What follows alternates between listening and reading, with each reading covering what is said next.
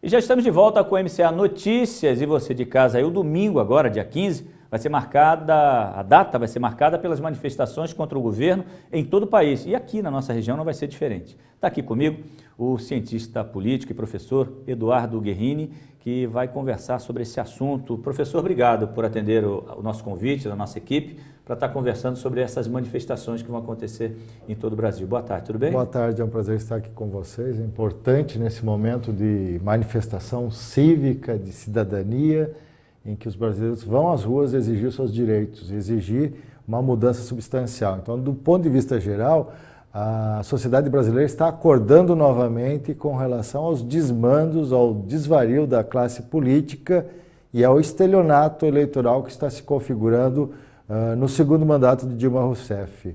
É provável que nós teremos manifestações de grande envergadura e que colocarão novamente a classe política e os governantes em xeque com relação às principais bandeiras que estão sendo veiculadas.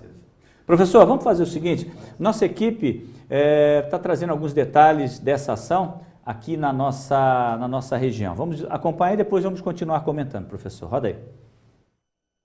Em Santa Catarina, 14 cidades têm eventos confirmados. Entre os apoiadores estão grupos que estão utilizando as redes sociais para convocar as pessoas para as manifestações. Entre os principais comentários estão a indignação com escândalos de corrupção, a revolta com o rumo da economia. Alguns defendem o impeachment e até apoiam uma intervenção militar. Aqui na região estão sendo programadas diversas manifestações. Em Blumenau, o evento está programado para as 4 horas da tarde na Praça Victor Konder. Já em Brusque, na Praça Sesc Centenário. Gaspar, em frente à Prefeitura. Em Balneário Camboriú, na Praça Almirante Tamandaré. Já na capital, às 4 horas da tarde, no Ticem. Assim como nas demais cidades da região, o protesto em Itajaí vai ser na Praça Genésio Miranda Lins, aqui na Beira Rio. A concentração começa a partir das 15 horas e toda a comunidade está sendo convidada a participar de forma pacífica e ordenada. Os protestos são contra o governo federal e algumas atitudes que estão sendo tomadas e pedindo também que o Brasil continue a crescer. Então, a partir das 3 horas da tarde, Praça Genésio Miranda Lins, aqui em Itajaí, na Beira Rio. Protesto pacífico a partir das 3 horas da tarde. A Polícia Militar realizou uma reunião com os organizadores do evento em Itajaí e outras forças de segurança da cidade para preparar o efetivo. Conforme foi adiantado pelas lideranças do evento, a manifestação deve ser pacífica. Houve uma reunião aqui no batalhão com o comandante, com o CODETRAN, com a secretária de segurança e vários líderes dos movimentos que pretendem se manifestar no dia 15. Então já há um acordo prévio, a princípio é para ser uma manifestação pacífica e nós vamos ter um reforço no policiamento reservado só para esse evento de cerca de 40 policiais. Além do nosso policiamento ordinário, claro que vai atender as outras ocorrências. Então vai ser feito um desvio de trânsito que ainda será definido e a princípio a Polícia Militar vai estar ali só para acompanhar, porque é para ser um movimento pacífico, mas claro que se houver alguma quebra da ordem pública, alguma depredação, daí nós vamos atuar. Olha, tá aí então, você acompanhou essas informações e agora o professor, hoje eu também tive a oportunidade, amanhã a gente vai ter o IAI Comunidade e o Carlão também está fazendo alguma coisa sobre esse assunto e a organizadora fala que a concentração não vai sair, vai ficar ali na praça. A ideia não é se movimentar, para evitar exatamente atos de vandalismo. Vai ter carro de som, está se orientando para que as pessoas façam essa manifestação de forma pacífica e ordeira para mostrar de fato a indignação. Independente, tem gente até que está falando, alguns que estão indo com a ideia da volta do regime militar, cada um tem o direito de pedir o que quiser. Mas eu pergunto para o senhor, o fato de estar concentrado em um único local, isso facilita a segurança ou isso é um fator que pode agravar a segurança? De maneira geral, uma manifestação ela não pode ser considerada como uma passeata sempre, a priori. Uma concentração em praça sempre é importante na medida em que há uma consciência do cidadão que não deseja ser um ato violento, mas um ato de protesto contra o governo federal e um ato de indignação, no sentido de apontar o que está acontecendo do ponto de vista político, social e econômico, ou seja, o brasileiro está indignado está desencantado e está desiludido com a condução política do país. Em alguns grupos apoiam a intervenção militar, que me parece totalmente estapafúrdia a ideia, mas do ponto de vista geral, a intervenção militar ela não acontecerá. É um grupo que acha que os militares poderiam ordenar o caos que se transformou a República Brasileira, por conta da corrupção. Acho que a grande bandeira que emerge nesse movimento é a bandeira de combate à corrupção em todos os níveis, depois dos escândalos Lava Jato, em que o governo federal, na figura da presidência da República e dos seus ministros e os deputados que estão envolvidos, tem muito a explicar para a população brasileira.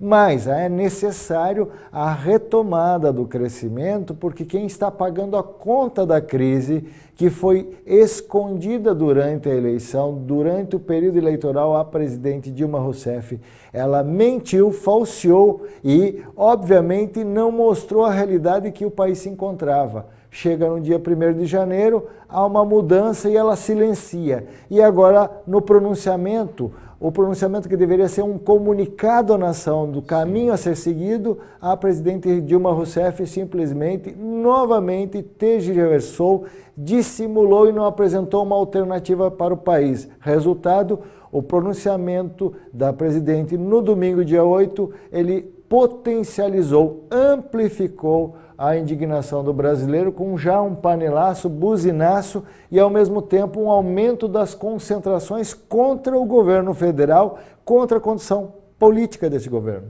Agora, com relação a gente percebe que desta vez ela está sendo organizada, quando não envolve centrais, sindicatos, partidos, elas são organizadas regionalmente ou localmente, como está acontecendo nesse ato agora. Isso fortalece o movimento ou enfraquece o movimento no seu ponto de vista político? E uma outra coisa que eu quero aproveitar a sequência, perguntar, essa movimentação que o senhor está percebendo lá no Supremo Tribunal Federal, o senhor acha que ali tem alguma manipulação de juízes com o objetivo de facilitar a vida de quem está envolvido no processo do Lava Jato? Olha, de maneira geral, a indicação de Toffoli já foi uma indicação sob suspeita, porque ele foi advogado do Partido dos Trabalhadores.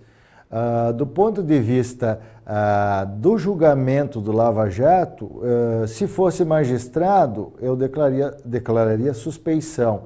Fica muito esquisito o ministro que vai julgar o escândalo da Petrobras, em que existe envolvimento de figuras da República Brasileira, de presidente do Senado, de presidente da Câmara, sentar-se com a presidente no dia seguinte, com o ministro da Justiça e com o ministro da Casa Civil, que torna o processo já bastante viciado.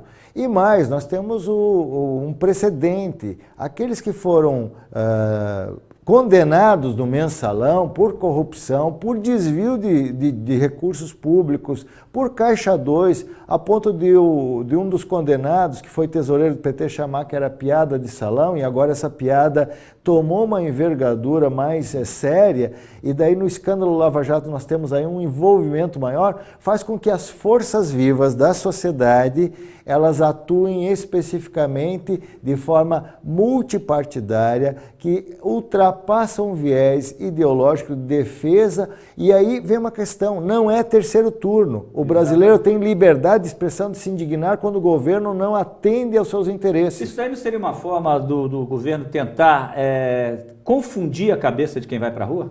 Com certeza, o pronunciamento de Dilma foi extremamente desastrado e desastroso, e a explicação diante do panelaço e das vaias que ela recebeu durante a semana mostra que o nível de rejeição desse governo cresce assustadoramente a menos de 90 dias de um mandato, de um segundo mandato ainda, o que é pior. O governo vem atrasando contas, deixando de pagar FIES, Pronatec, atrasando projetos, reduzindo investimentos no Minha Casa Minha Vida, e nós temos aí o caso do desemprego que ocorre por conta da redução dos investimentos da Petrobras, ou seja, nós temos uma previsão de recessão e o tarifaço, ou seja, aquilo que foi negado durante a propaganda eleitoral. É onde o senhor falou do estelionato eleitoral, quer dizer, ela mentiu para a nação brasileira quando disse que isso não iria acontecer. Com certeza, a opinião pública já na primeira pesquisa mostrava Dilma mentiu, 54%, ela é falsa, 47%, indecisa, 42%. E a desarticulação política do governo é algo que nunca foi visto antes, ou seja, há uma falta de condução e de norte político de um país que tem potencial de crescimento e distribuição de renda de forma a se tornar um país vistoso para a comunidade internacional. Mas hoje o país está envergonhando o brasileiro e os nossos governantes estão envergonhando o cidadão e os nossos representantes políticos estão perdidos nessa lama de corrupção e não conseguem nos representar mais. Ou seja, do ponto de vista geral, o brasileiro decidiu agora ir às ruas para novamente pleitear aquelas bandeiras: educação de qualidade, saúde de qualidade, segurança adequada. E o que nós vemos, o slogan da Presidência da República no primeiro dia de governo é Brasil, Pátria Educadora. O que nós estamos vendo são greve de professores, redução no recurso para a educação, alunos ficando na fila do FIES por conta de redução do investimento na educação. E o pré-sal, que parecia ser a tábua de salvação da educação brasileira, acabou nesse escândalo vistoso. Na verdade, foi a grande enganação, né? Essa história do pré-sal é uma enganação antiga, né? Eles vêm com essa história porque eles sabem que quando isso for começar a produzir, o custo da produção, ela não é compatível com a realidade de mercado. Eu estou enganado? Com certeza, essa é uma outra empulhação em que o brasileiro já não consegue cair. Então, esse nível de desencantamento, essa falta de legitimidade na condução de processo político, a falta de representatividade da classe política e a incapacidade dos partidos darem uma resposta à crise, ou seja, um plano para tirar o Brasil de um ciclo de crise que foi escamoteado, escondido na eleição, coloca o brasileiro numa situação de desilusão, de desencantamento. Essa é uma revolta de indignados, é uma revolta de pessoas que estão desencantados com a condução e não é golpista e não é terceiro turno, isso como mesmo. Muitos querem, vamos assim, colocar como um mecanismo, uma cortina de fumaça. Ninguém aqui é golpista porque está dentro do Estado Democrático de Direito e o brasileiro tem direito a exigir uma condução honesta, proba, uma condução que não tenha essa empulhação, essa lama que se transformou a gestão brasileira, a gestão pública e a representação política. Essencialmente é grito de indignados dizendo basta, chega, nós queremos agora recursos para serviços essenciais para a população que garantam emprego, crescimento e uma melhor qualidade de vida a todos. Agora, só para a gente encerrar, aquela pergunta que eu fiz no meio aí com relação quando a gente vê um movimento através de forças sindicais, ele é organizado de forma coesa ou em todo o país. Como isso é articulado regionalmente ou municipalmente falando, esse tipo de evento, da forma que ele está sendo conduzido, ele tende a dar mais resultado do que um evento de organização nacional ou não, professor? De maneira geral, vamos dizer assim, essas manifestações espontaneístas, articuladas de maneira local, elas têm maior capacidade de fluidez, de capacidade de articulação, porque são forças vivas de cada comunidade. Grandes movimentos nacionais hoje eles já não dão conta, não dão resposta. E agora só um parênteses, né? No dia 13 tem o movimento Blinda Dilma, que na verdade é um movimento de salvação da Petrobras, etc. Como se ninguém tivesse responsabilidade por esse escândalo e o partido que governa não fosse responsável por esse escândalo. Sim. Nós temos que cobrar responsabilidade, mas nós temos que saber que os verdadeiros culpados são aqueles que nos governam. Aqueles que não nos representam devem ser jogados à margem do processo político, devem ser eliminados no processo eleitoral. E fica uma lição para o eleitor brasileiro, para o cidadão brasileiro. Votar mal custa muito caro. Então nós começamos um mandato de crise econômica, de crise social, de crise política. Mas mais do que isso, é uma crise de confiança nas instituições. E esperar que o movimento que está sendo organizado localmente, que vai criando essa envergadura, que vai repercutir e amplificar no Planalto Central em Brasília, faça com que os nossos governantes tenham maior capacidade de diálogo com as necessidades do povo e deixem de se afastar desses mecanismos que são ilícitos, ilegais e que são condenáveis tanto na política quanto na vida comum. Professor, muito obrigado pela sua participação no MCA Notícias. Até uma próxima oportunidade. Quem sabe na semana que vem, dependendo da sua disponibilidade de agenda, a gente volte aqui, eu antecipo o convite, para a gente conversar sobre o resultado, os efeitos causados por essa manifestação. Tá certo? Vamos ver o resultado, foi um prazer. Obrigado, boa tarde a todos e bom manifesto dia 15. Com certeza, vamos estar lá.